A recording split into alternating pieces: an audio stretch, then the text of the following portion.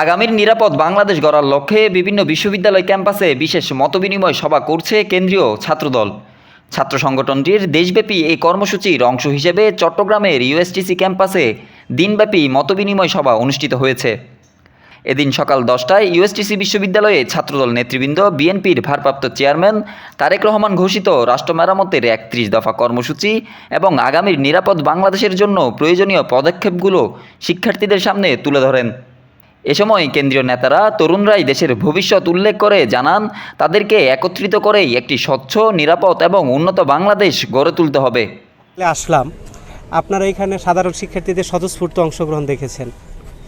তারা এখানে কেউ কিন্তু বলে নাই যে তারা ক্যাম্পাসে ছাত্র রাজনীতি চায় না। তারা বলছে যে তারা ছাত্র রাজনীতির গুণগত পরিবর্তন চায়। আমরা সেই পরিবর্তনের বার্তা নিয়েই ক্যাম্পাসে এসেছি।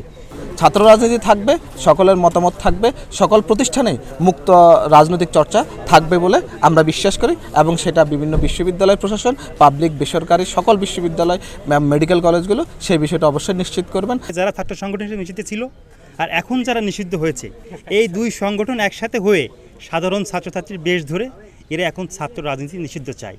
আমরা আশা করি সাধারণ ছাত্রছাত্রী এখন তো জেনারেশন যারা বুঝবে, এরা সবাই শিক্ষিত, অবগত।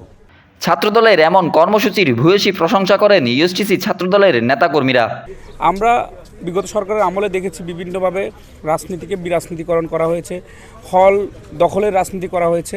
আমরা আশা করতেছি ছাত্রদল যেভাবে করে জনগণের ভয়েসে কথা বলতেছে বা সাধারণ শিক্ষার্থীদের মতামত নিচ্ছে, আমরা আশা করতেছি ওনারা সামনের দিনে যদি ক্ষমতায় আসে ওনারা এই পরিবর্তনগুলো করে দিবে। আমরা এবং সাধারণ শিক্ষার্থীরা সবাই আমরা এই কথাগুলো ওনাদেরকে বলতে পারছি। ওনাদেরকে অসংখ্য ধন্যবাদ।